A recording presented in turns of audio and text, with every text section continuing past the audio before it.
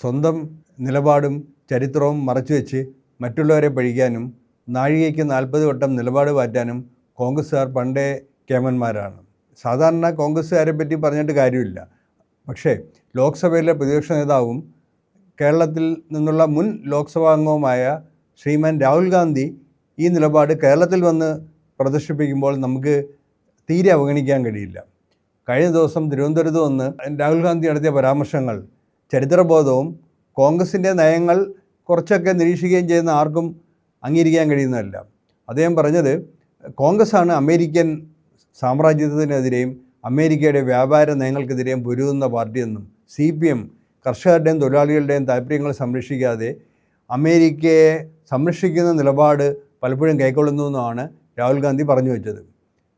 ഇത് കോൺഗ്രസിൻ്റെയും രാഹുൽ ഗാന്ധിയുടെയും കഴിഞ്ഞ ഒരു 10-20 വർഷത്തെ കാര്യങ്ങൾ മാത്രം പരിശോധിച്ച് കഴിഞ്ഞാൽ അങ്ങേയറ്റം വസ്തുതാവിരുദ്ധമായ ഒരു ജൽപ്പനമാണ് രാഹുൽ ഗാന്ധിയിൽ നിന്നുണ്ടായതെന്ന് മനസ്സിലാക്കാൻ ഒരു ബുദ്ധിമുട്ടുമില്ല. ഈ കഴിഞ്ഞ ഡിസംബറിൽ 2025 ഡിസംബറിൽ ജർമ്മനിയിലെ ബെർലിനിൽ രാഹുൽ ഗാന്ധി ഒരു ചടങ്ങിൽ പങ്കെടുത്തെത്തിയ പ്രഭാഷണത്തിൽ പറഞ്ഞ വാക്യം we greatly benefited from the hegemony of US എന്നാണ്. എന്താണ്? അമേരിക്കയുടെ ആധിപത്യത്തിൽ നിന്ന് ഇന്ത്യക്ക് ധാരാളം നേട്ടങ്ങളുണ്ടായെന്നാണ് രാഹുൽ ഗാന്ധി അവിടെ പോയി പറഞ്ഞത്. ഈ രാഹുൽ ഗാന്ധിയാണ് തിരുവനന്തപുരത്ത് വന്ന് ഇപ്പോൾ ഏതാനും മാസങ്ങൾക്ക് ശേഷം ഇങ്ങനൊരു അമേരിക്കൻ വിരുദ്ധത പ്രദർശിപ്പിച്ചത്. അതിനു മുമ്പ് മൻമോഹൻ സിംഗ് സർക്കാർ ഇന്ത്യ ഭരിച്ച കാലത്ത് 2006 അന്ന് രാഹുൽ ഗാന്ധി കോൺഗ്രസിൻ്റെ ഭാഗമാണല്ലോ 2006 അന്ന് മൻമോഹൻ സിംഗ് സർക്കാർ ഇന്ത്യയിലെ കർഷകർക്ക് ഗുണം ചെയ്യാനെന്ന പേരിൽ ഒരു വിജ്ഞാനാധിഷ്ഠിത ബോർഡുണ്ടാക്കി. ഈ കാർഷിക രംഗത്തെ ഗവേഷണ നേട്ടങ്ങളൊക്കെ പങ്കുവയ്ക്കാനെന്നൊക്കെ പറഞ്ഞിട്ടാണ്. പക്ഷേ ആ ബോർഡിൽ കൂടുതൽ അമേരിക്കൻ അഗ്രികൾച്ചറൽ ബിസിനസ് അതിൻ്റെ പ്രധാന കക്ഷികളായിരുന്നു. അത് മുഴുവൻ ബോർഡ് നേരെ കുത്തിയറച്ചത് അമേരിക്കയ്ക്ക് നേട്ടം ഉണ്ടാകുന്ന രീതിയിലായിരുന്നു. അത് കഴിഞ്ഞ് 2008 സംഭവിച്ച കാര്യം നമുക്കറിയാം. ഇന്ത്യ അമേരിക്ക ആണവ കരാർ. ഇന്ത്യയുടെ ദാരിദ്ര്യം അവസാനിപ്പിക്കാൻ അമേരിക്കയുമായി ആണവ കരാർ ഒപ്പിടണമെന്ന് വാദിച്ചാണ് രാഹുൽ ഗാന്ധിയും കൂട്ടരും മൻമോഹൻ സിംഗ് സർക്കാരിനെ കൊണ്ട് അമേരിക്കയുമായി ആണവ കരാർ ഒപ്പിടിയിച്ചത്. അതിനെ തുടർന്നാണ് ഇടതുപക്ഷം പിന്തുണ പിൻവലിച്ചതെന്നൊക്കെ നമുക്ക് എല്ലാവർക്കും അറിയാവുന്ന കാര്യമാണ്. അപ്പോൾ അന്ന് ഇന്ത്യയിലെ ദാരിദ്ര്യം അവസാനിപ്പിക്കണമെങ്കിൽ, ഇന്ത്യയിലെ ഊർജ്ജക്ഷാമം പരിഹരിക്കണമെങ്കിൽ അമേരിക്കയുമായി ആണവ കരാർ ഒപ്പിടണമെന്നായിരുന്നു രാഹുൽ ഗാന്ധിയുടെയും കൂട്ടരുടെയും പക്ഷം. അത് കഴിഞ്ഞ് ഇടതുപക്ഷത്തിൻ്റെ പിന്തുണ പിൻവലിച്ച ശേഷം പിന്നെ ഉണ്ടായതാണ് ആസിയാൻ കരാർ. ആസിയാൻ കരാർ മലയാളികൾക്ക് ഒരിക്കലും വിസ്മരിക്കാൻ കഴിയില്ല. ആസിയാൻ കരാർ ഒപ്പിടുന്ന സമയത്ത് തന്നെ ഇവിടെ CPIM അടക്കമുള്ള ഇടതുപക്ഷ പാർട്ടികളും ഇടതുപക്ഷ ജനാധിപത്യ മുന്നണിയും എല്ലാം ശക്തമായി പ്രതിഷേധിക്കുകയും തിരുവനന്തപുരത്ത് നമ്മുടെ പാറശാല മുതൽ കാസർഗോഡ് അങ്ങേയറ്റം വരെ മനുഷ്യച്ചങ്ങല വരെ സൃഷ്ടിക്കുകയും ചെയ്ത് അതിൽ പ്രതിഷേധിച്ചതാണ്. ആസിയാൻ കരാർ ഒപ്പിടുന്നതിന് മുമ്പ് റബ്ബർ കിലോഗ്രാമിന് 240 രൂപ വരെ റബ്ബർ കിലോഗ്രാമിനുണ്ടായിരുന്നു. കരാർ ഒപ്പിട്ട ശേഷം എന്താണ് സംഭവിച്ചത്? 100 രൂപ താഴെയായി 70 രൂപ വരെ റബ്ബറിന് വിലയായി.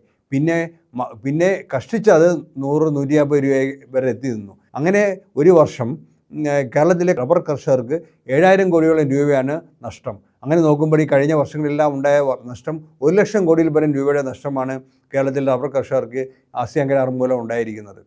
ഇങ്ങനെ ധാരാളം ഉദാഹരണങ്ങൾ ഇവരുടെ അമേരിക്കൻ പക്ഷപാതത്തിന് തെളിവായിട്ട് നമുക്ക് കാണാൻ കഴിയും. ഇത് കഴിഞ്ഞിട്ട് ഇന്ത്യയും യൂറോപ്യൻ യൂണിയനുമായിട്ടുള്ള സ്വതന്ത്ര വ്യാപാര കരാറിന് തുടക്കം കുറിച്ചത് മൻമോഹൻ സിംഗ് സർക്കാരാണ്. അത് മോഡി സർക്കാർ മുന്നോട്ട് കൊണ്ടുപോയി. ഇങ്ങനെ ധാരാളം ഉദാഹരണങ്ങൾ അമേരിക്കൻ പക്ഷപാതം കോൺഗ്രസ് പ്രകടിപ്പിക്കുന്നതിന് ഉദാഹരണമായി, പക്ഷപാതമല്ല അവരുമായിട്ടുള്ള നയ സമീപനങ്ങളും കോൺഗ്രസ് ഭരണകാലത്തെ നടപടികളും തന്നെ നമുക്ക് ചൂണ്ടിക്കാണിക്കാൻ കഴിയും. ഇതെല്ലാം മറച്ചു വെച്ച് ഇതിനെതിരെ അമേരിക്കൻ സാമ്രാജ്യത്വത്തിനും സ്വതന്ത്ര വ്യാപാര കരാറുകൾക്കുമെതിരെ സുസ്ഥിരമായ നിലപാട് സ്വീകരിക്കുന്ന ഇടതുപക്ഷത്തെ പഴിക്കുന്നത് എത്രത്തോളം രാഷ്ട്രീയമായ സത്യസന്ധത ഇല്ലായ്മയാണെന്ന് നമുക്ക് പറയേണ്ടി വരുന്നു. അതിനു മുമ്പ് റാവു സർക്കാരിൻ്റെ കാലത്ത്, അന്ന് രാഹുൽ ഗാന്ധി കളത്തിലില്ല, പക്ഷേ റാവു സർക്കാരിൻ്റെ കാലത്ത് നമ്മുടെ ഗാട്ട് കരാറും അതെല്ലാം നമുക്ക് മുന്നിലുണ്ട്. ഇന്ത്യൻ കാർഷിക മേഖലയുടെയും ഗാട്ട് കരാർ ഒപ്പിട്ട ശേഷം ഇന്ത്യയിലുണ്ടായ കാർഷിക മേഖലയിലുണ്ടായ തകർച്ചയെ തുടർന്ന് ലക്ഷക്കണക്കിന് കർഷകരാണ് ആത്മഹത്യ ചെയ്തത്. ഉത്തരേന്ത്യയിലെ പല കാർഷിക മേഖലകളിലും ആത്മഹത്യ ഉണ്ടായി. ഇതെല്ലാം രേഖകളാണ്. യഥാർത്ഥത്തിൽ ഉത്തരേന്ത്യയിലെ ഗ്രാമങ്ങളിൽ നിന്ന് കോൺഗ്രസിനെ തുടച്ചു നീക്കിയത് തന്നെ ഈ ഇതേ തുടർന്ന് ലോക വ്യാപാര സംഘടനയിൽ ഇന്ത്യ അംഗമാകുകയും കാർഷിക മേഖലയിൽ ഉദാരവൽക്കരണം നടപ്പാക്കുകയും ചെയ്തുകൊണ്ടുള്ള പ്രതിസന്ധി തുടർന്നാണ് കോൺഗ്രസിന് തന്നെ കടുത്ത രാഷ്ട്രീയ തിരിച്ചടി നേരിട്ടത്. ഇതെല്ലാം മറച്ചു വെച്ച് ഇപ്പോൾ ഇവിടെ വന്നു ഒരു തിരഞ്ഞെടുപ്പിന് മുന്നോടിയായി ഇത്രത്തോളം നമ്മൾ ഈ നുണ എന്നുള്ള വാക്ക് ആവർത്തിക്കുന്നതിൽ വളരെ ദുഃഖമുണ്ട്. പക്ഷേ ഇത് പറയാതിരിക്കാൻ നിവൃത്തിയില്ല.